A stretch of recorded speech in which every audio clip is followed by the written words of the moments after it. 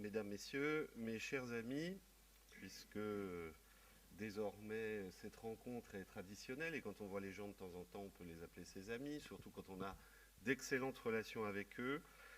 Tout d'abord, je vous prie d'excuser l'absence de notre directeur, Bruno Ricard, qui ce matin est retenu par une réunion professionnelle au ministère de la Culture. C'est donc à moi qu'il revient l'immense plaisir d'ouvrir ces 2 journées d'études, ces 2 journées de colloques et de vous souhaiter la bienvenue dans l'auditorium des Archives nationales, ici à Pierrefitte-sur-Seine, pour ces 2 journées consacrées aux figures changeantes de la protection de la nature du 19e au 21e siècle. Je tiens à saluer les organisateurs de cette journée qui ont su faire preuve de détermination depuis l'année dernière pour que celle-ci puisse avoir lieu malgré les nombreux rebondissements que vous connaissez et qui expliquent le format particulier que prennent ces 2 journées en comité réduit physiquement, mais avec un public nombreux à distance, comme c'est maintenant une habitude ces derniers mois. Je souhaite donc également la bienvenue à distance au public qui se joint à nous pour ces 2 journées en direct sur Internet, ce qui est une véritable première pour les Archives nationales. C'est avec joie que les Archives nationales se sont associées à l'organisation de ces 2 journées d'études, dans la ligne droite de la riche collaboration qui les a unis à l'Association pour l'histoire de la protection de la nature et de l'environnement et au comité d'histoire du ministère de la Transition écologique. Depuis plus de 5 années, un travail en commun permet d'encourager la recherche sur l'histoire de l'environnement, de l'écologie et du développement durable, sur l'histoire de la protection de la nature, des sites et paysages et de la biodiversité, notamment par l'organisation de journées d'études.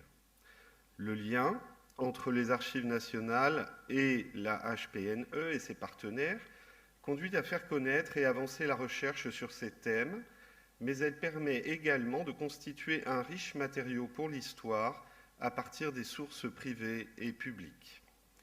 Les Archives nationales conservent en effet des fonds nombreux et divers qui traitent de l'environnement et de la protection de la nature à toute époque et sur tout le territoire.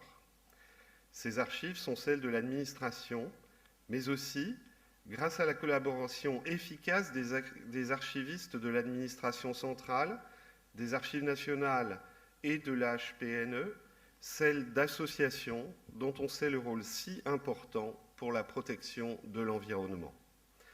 Il est donc très précieux pour les Archives nationales d'être associées avec vous tous, afin de constituer et faire connaître ces archives. Leur conservation ne prend en effet sens qu'au regard de leur mise à disposition du public de chercheurs, d'experts, mais aussi de curieux et d'amateurs. Mais si nos archives offrent un riche matériau pour une histoire de la protection de l'environnement, force est de constater que ce matériau pourrait être encore plus exploité. C'est aussi pour cela que nous sommes heureux de prendre part à ces 2 journées d'études. Les Archives nationales sont un lieu incontournable pour la recherche sur la nature et l'environnement, et ces 2 journées d'études sauront montrer, j'en suis sûr, combien cette recherche est riche de potentialités. Je remercie donc tous ceux qui ont pris part à l'organisation de ces 2 journées, et je ne saurais oublier Solange Bidou, conservateur général du patrimoine responsable du département de l'environnement, de l'aménagement du territoire et de l'agriculture, et Sophie Henné, nouvellement arrivée aux Archives nationales, conservateur du patrimoine, qui sont la cheville ouvrière de ces excellentes relations que nous avons. Je vous remercie toutes et tous de votre présence à distance. Je vous souhaite 2 journées très fructueuses, riches en réflexion et en discussion. Merci, Monsieur Rousseau. Ce colloque, vous le savez, est organisé par la HPNE, c'est un sigle qui va vous devenir familier s'il ne l'est pas déjà, et le comité d'histoire du ministère de la Transition écologique. Patrick Février, vous êtes le secrétaire général de ce comité, et à ce titre, eh bien, c'est à vous la parole. Mesdames et messieurs, donc chers collègues et partenaires, chers internautes qui nous regardent sur l'écran de votre ordinateur. Au nom du comité d'histoire, des ministères de la transition écologique, mais aussi des territoires, je simplifie, et de la mer, je tiens tout d'abord à remercier les Archives nationales d'avoir bien voulu vouloir nous accueillir à nouveau dans l'auditorium du beau bâtiment de Pierrefitte et d'avoir géré avec nous les 2 reports précédents de cet événement sur la protection de la nature. Alors, comme beaucoup d'autres organisateurs d'événements, nous avons vraiment manqué de chance depuis 10 mois, à cause des grèves des transports en décembre, puis du confinement au mois de mars. Toutefois, une semaine avant le début de ce dernier confinement, nous avons quand même pu organiser, de justesse, avec l'Académie d'agriculture de France, une journée d'études dans le cadre d'un cycle consacré au rapport entre l'agriculture et l'environnement. Donc ça rejoint le champ, effectivement, du département. Alors cela va nous permettre de diffuser prochainement, dans la revue pour mémoire, les actes de cette journée et de la précédente. Alors ces publications vont porter sur des sujets qui ne sont pas sans lien avec la protection de la nature, puisqu'ils portent l'un sur les risques écologiques et sanitaires induits par l'usage de certains pesticides, sujet d'actualité, et sujet encore davantage d'actualité, puisque avant la crise que nous connaissons, nous avions organisé justement une journée sur les pandémies qui, depuis la création de l'agriculture à Babylone, ont pu, au fil des siècles, contaminer à la fois des animaux sauvages, des animaux domestiques, donc, et des humains. Alors, pour le comité d'histoire, l'année 2020 va être aussi celle où nous allons publier le 50e numéro de notre revue. C'est donc une petite forme d'anniversaire, en tout cas donc en 2020. Alors, ce numéro-là va porter en partie sur des sujets qui concernent aussi un peu la protection de la nature. Les thématiques principales sont les catastrophes naturelles, l'impact environnemental de pratiques de fertilisation agricole, les algues vertes donc en Bretagne, le rôle des femmes dans l'évolution de nos ministères, mais ça c'est effectivement plus éloigné, la préfiguration de l'inspection des sites, devenus des sites et des paysages, donc là ça vous concerne aussi sous le régime de Vichy, et les démarches territoriales de développement durable. Donc l'activité éditoriale et événementielle du comité d'histoire couvre l'ensemble des politiques publiques relevant de nos 3 ministères. Mais elle ne peut être soutenue que grâce à la collaboration étroite avec des auteurs, des chercheurs, des témoins, des intervenants, des partenaires.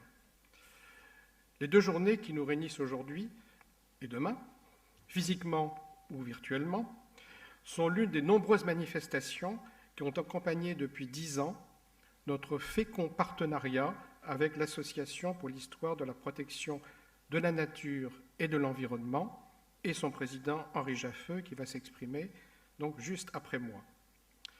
Alors, outre les Archives nationales, d'autres partenaires sont intervenus pour la conception, l'organisation et la valorisation de ces journées.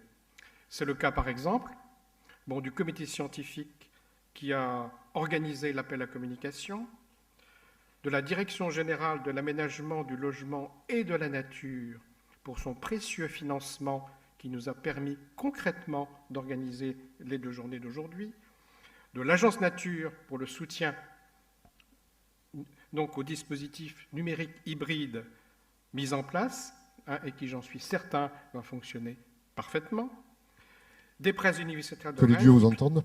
Des presses universitaires de Rennes qui publieront les communications. Henri Jaffeux donc évoquera d'autres contributions précieuses, d'autres partenaires. Donc je tiens en tout cas à les remercier tous au nom de nos ministères et je te laisse, Henri, la parole. Merci Alors oui, ça c'est une question qu'on ne s'est pas posée. Comment les distanciels peuvent-ils gérer les applaudissements? Vous pouvez taper sur vos ordi, sur vos bureaux, ou etc. Je ne suis pas sûr que ça fasse un effet terrible, mais voilà, sinon ça va être un peu frustrant de ne pas pouvoir applaudir. Henri Jaffeux, président de la HPNE, c'est à vous. Merci Jean-Jacques. Mesdames et messieurs, chers collègues, amis et partenaires, mon salut d'accueil en tant que président de la HPNE. On hésite toujours moi-même sur le prononcer HPNE ou l'apnée. Au-delà des personnes donc ici présentes, s'adresse aussi bien sûr aux internautes qui, derrière leur écran, vont suivre nos travaux et participer à nos discussions. Comme cela a été rappelé, nous y voici enfin. Mais quelle aventure! Donc après 2 annulations successives, indépendantes bien entendu de notre volonté, nous sommes malgré tout parvenus à surmonter les difficultés pour maintenir ce colloque et l'organiser. Mais donc, cela a été rappelé, c'est au prix d'un changement de format dont nous allons faire l'expérimentation durant ces 2 journées. Nous ne sommes d'ailleurs pas les seuls à avoir dû annuler puis reporter certains événements. Pour rester sur le sujet de la nature et de la biodiversité, vous savez sans doute que l'UICN a dû reporter son congrès mondial qu'elle doit réunir à Marseille en 2021. De même, la COP15 de la Convention sur la biodiversité, qui devait se tenir dans les tout prochains jours en Chine, est reportée, elle aussi, à l'année prochaine, au mois de mai, je crois. Ainsi va notre monde, dans l'incertitude du lendemain. Mais ce qui est certain, c'est que nous sommes bien là, physiquement, dans ce bâtiment, ce temple des archives, devrais-je plutôt dire, pour 2 journées de réflexion et de débat sur la nature et la biodiversité. Aussi, je voudrais d'abord remercier nos hôtes, les Archives nationales, qui accompagnent, cela a été rappelé, l'HPNE quasiment depuis sa création et qui nous font l'honneur donc de nous accueillir aujourd'hui. Je voudrais avec la même sincérité remercier nos partenaires. Ils ont bien voulu s'associer à ce projet en participant soit financièrement, soit matériellement à sa conception et à son organisation. Ils sont mentionnés à l'écran, mais laissez-moi les citer. Le comité d'histoire du ministère de la Transition écologique, dont nous venons d'entendre son secrétaire délégué, Patrick Février. Le président du groupe d'histoire des zones humides, la Fondation François Sommer, le laboratoire ISTEME de l'Université de Caen, le comité français de l'UICN, la Société nationale de protection de la nature, l'Office français de la biodiversité, la Société française pour le droit de l'environnement, nos amis transalpins de la Société italienne de l'histoire de la faune et enfin l'Université Paris-Lumière. Nous entendrons d'ici peu M. Olivier Thibault, qui est le directeur de l'eau et de la biodiversité au ministère de la Transition écologique. Notre manifestation, cela a été rappelé, a bénéficié d'une contribution financière de sa direction. Qu'il me soit permis aujourd'hui de l'en remercier. Mes remerciements vont aussi vers vous, mesdames et messieurs les intervenants, modérateurs et participants aux tables rondes, car sans vous et sans la matière que vous allez nous délivrer pour nourrir notre réflexion et nos débats, point de colloque. Et il vous a fallu bien de la patience, tout en nous maintenant votre confiance pour nous accompagner dans ce projet. Je ne saurais oublier nos collègues Aline Treillard, qui malheureusement ne peut pas être parmi nous, mais elle est derrière son écran, j'en suis sûr, Rémi Beau et Rémi Luglia, qui en ont été les chevilles ouvrières. Enfin, sachez que nous n'aurions pas pu tenir ce colloque dans ce format numérique sans l'aide de l'Agence Nature et de la société À vous le direct, dont je salue et remercie les représentants ici présents, dont Jean-Jacques Fresco, à qui revient la lourde tâche d'animer ces 2 journées. Maintenant, permettez-moi de vous dire quelques mots sur l'apnée et ses motivations pour organiser ce colloque. Elle a vu le jour en 2009, à l'initiative notamment de praticiens de la protection de la nature et de l'environnement et de chercheurs. Sa vocation est de se tourner vers le passé pour mieux appréhender la genèse des questions environnementales qui se posent aujourd'hui. L'apnée souhaite encourager, par ses initiatives et ses actions, ce colloque et ceux qui l'ont précédé en sont d'ailleurs une illustration, l'exploration de cette histoire déjà longue, compliquée à bien des égards et largement méconnue de nos contemporains. Vous avez entre vos mains le poster que nous venons d'éditer sur cette histoire que nous avons intitulée justement « Quelle histoire ?» Cette histoire, il s'agit de l'analyser, de la mettre en débat, d'essayer d'en tirer des enseignements pertinents pour l'action. Il s'agit aussi de la rendre plus accessible qu'elle ne l'est aux acteurs d'aujourd'hui, car dans le débat public, notamment, maîtriser cette histoire, avoir la culture de son contenu est un atout, ou en tout cas devrait le devenir. Loin d'être animé par une simple curiosité érudite ou universitaire, et encore moins nostalgique, nous pensons que cet investissement sur le passé peut aider les acteurs du temps présent à penser les enjeux écologiques auxquels la société est confrontée, de même qu'à intéresser les différents groupes sociaux à ces questions. Oui, nous sommes convaincus à l'APNE qu'il est utile d'écrire cette histoire, de la révéler, de l'enseigner, de la vulgariser.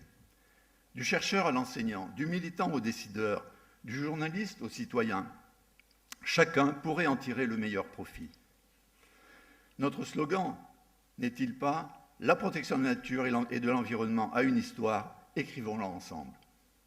Peut-être parce que notre société inquiète est en recherche d'explications sur ce qui nous arrive, sur l'origine et les causes des dérèglements auxquels nous assistons, sur notre impuissance, il faut le dire aussi, à les juguler, on redécouvre aujourd'hui les dynamiques qui sont à l'œuvre depuis que nous avons su tirer profit de l'exploitation des énergies fossiles. On tente à en dénoncer aujourd'hui les conséquences sur nos vies et sur la marche du monde.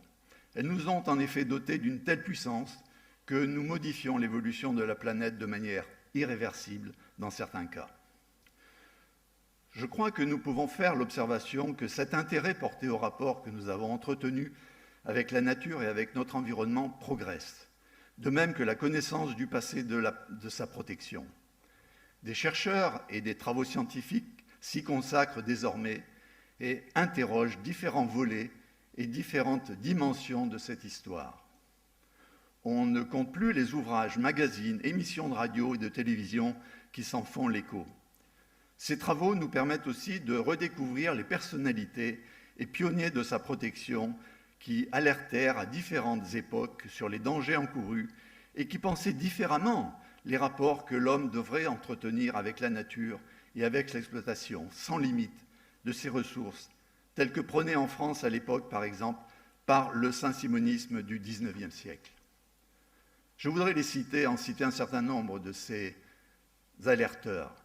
Les Rousseau, White, Humboldt, Marsh, Emerson, Hugo, Sand, Thoreau, Muir, Reclus, et plus près de nous, Léopold, Huxley, M, Hénard, Carson, Dorst, Samivelle, Ellul, enfin, et bien d'autres ont été ces lanceurs d'alerte, ces éveilleurs de conscience. Malheureusement, la profondeur et la justesse, peut-on dire, de leurs pensées n'ont pas été suffisantes pour inverser le cours de l'histoire en leur temps. Mais aujourd'hui, alors que nous nous interrogeons sur ce qui doit être le monde d'après, leurs pensées, leurs écrits revisités et analysés constituent sans doute une base solide pour aider à penser ce nouveau monde et, si possible, en changer la trajectoire. L'observation de ce passé nous enseigne aussi qu'en matière d'environnement, chaque génération règle ou essaie de régler les questions que la génération précédente lui a léguées, celles qu'elle avait au mieux soulevées, mais pas ou insuffisamment solutionnées. La protection de la nature, ou comme on dit maintenant de la biodiversité, depuis qu'à la Convention de Rio on a consacré les termes, mais nous en discuterons dans une table ronde, illustre parfaitement ce mouvement qui semble se répéter sans apporter de résultats probants et définitifs sur l'état de la biodiversité. Oui, celle-ci va mal, et le constat ne date pas du rapport fourni l'an dernier par l'IPBES, ni celui du WWF, Planète Vivante, publié très récemment. La COP15 devrait acter l'échec des objectifs d'Aichi définis pour la période 2011-2020, à la conférence de Nagoya au Japon en 2010. En effet, aucun des 20 objectifs n'a été atteint. Cette conférence, la COP10, avait elle-même enregistré la non-réalisation des objectifs que s'était fixés en 2001, la COP6 en ces termes. parvenir d'ici 2010 à une réduction significative du taux de biodiversité au niveau mondial, régional et national. Certains d'entre vous se souviennent peut-être que cet objectif avait fait l'objet de la campagne Countdown 2010. Je vous montre le pins. Je vous montre donc le pins que nous portions à l'époque, un objet sans doute appelé à devenir collector désormais et à le renouveler. Ce prochain rendez-vous fixera la nouvelle trajectoire mondiale pour la biodiversité telle qu'il ressort des travaux préparatoires. Il ne s'agit rien de moins que de transformer les modèles économiques, sociaux et financiers afin que les tendances qui ont aggravé la perte de biodiversité se stabilisent d'ici à 2030 et permettent le rétablissement des écosystèmes naturels d'ici à 2050. Vaste nouveau programme. Si on observe la situation française, on est enclin à dresser un constat sans doute de même nature. Rappelons-nous, en 1976 est enfin adoptée la loi fondatrice sur la protection de la nature. Mais 20 ans plus tard, en 1995, M. Michel Barnier, alors ministre de l'Environnement, doit faire voter la loi sur le renforcement de la protection de l'environnement. Cette loi comporte un ensemble de nouvelles dispositions en faveur du patrimoine naturel, de la protection et de la gestion des espaces naturels. Last but not least, encore 20 ans plus tard, en 2016, Madame Pompili, notre ministre actuelle, alors secrétaire d'État à la biodiversité, fait adopter la loi sur la reconquête de la biodiversité, de la nature et des paysages. L'emploi du terme « reconquête » signifie qu'entre-temps, la situation s'est dégradée. L'exposé des motifs souligne d'ailleurs le fait que, plus de 30 ans après la loi de 1976, compte tenu de l'urgence à agir, l'action publique doit être renouvelée. Nous sommes aujourd'hui 4 ans plus tard après sa publication. Alors que sont élaborées en ce moment la 3e phase de la stratégie nationale de la biodiversité adoptée en 2004 et une nouvelle stratégie nationale pour les aires protégées, le Conseil économique, social et environnemental vient de dresser un premier bilan de son application. Il constate dans son projet d'avis que non seulement la reconquête n'est pas amorcée, mais qu'au contraire, le déclin de la biodiversité se poursuit. Le jugement est sans doute sévère, car d'une part, 4 années, c'est trop court pour constater une remontée biologique imputable aux seules décisions prises en application de la loi. Et d'autre part, chaque fois que l'on établit de tels constats, il faudrait pouvoir, en parallèle, évaluer quelle aurait été la situation sans intervention. Sans doute bien pire. J'imagine les objections que l'on peut m'opposer en disant cela. Mais si on veut garder l'espoir de renverser cette tendance, il faut aussi savoir reconnaître les progrès réalisés. Et il y en a eu. Bien sûr, ils sont dissymétriques, c'est évident. Mais cela veut aussi dire que le combat n'est pas définitivement perdu. Je voudrais, à ce sujet, ouvrir une parenthèse. Cette situation n'est pas propre à la France. Elle est peu ou prou celle des autres pays avec lesquels nous pouvons nous comparer. Que je sache, la biodiversité n'est pas significativement en meilleur état dans les pays anglo-saxons, alors que l'on dit souvent d'eux qu'ils ont une culture plus proche de la nature et des opinions publiques plus formées, plus sensibilisées et donc plus favorables. Je ferme la parenthèse, c'est dit. Néanmoins, devant ces constats réitérés, une question se pose et demeure. Pourquoi en sommes-nous arrivés là ? Pourquoi les réels efforts et progrès enregistrés ces 40 dernières années en France, en Europe et dans le monde, avec l'adoption d'un ensemble de lois, de directives, de conventions, de stratégies, de plans et programmes et d'outils de protection, n'ont-ils pas produit les effets attendus sur l'état de la nature et de la biodiversité ? Pourquoi le travail pourtant considérable réalisé par les acteurs sur le terrain, par les associations et les organismes publics et privés dédiés à cette protection, par les citoyens eux-mêmes, semble ne pas avoir été suffisant pour renverser la tendance.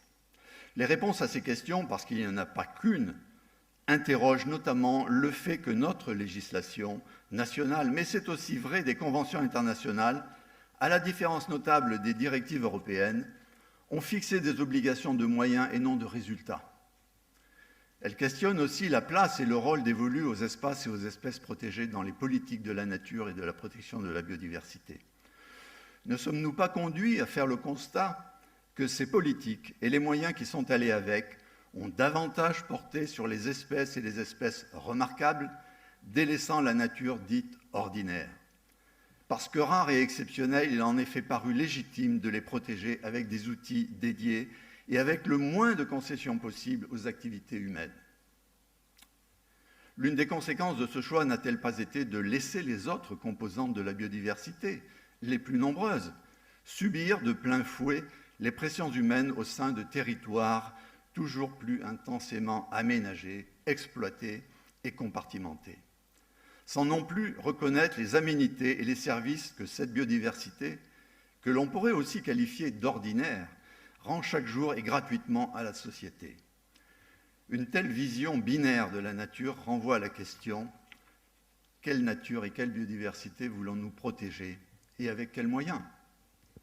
Avec ses dimensions historiques, philosophiques et sociales, cette question est au cœur de notre colloque.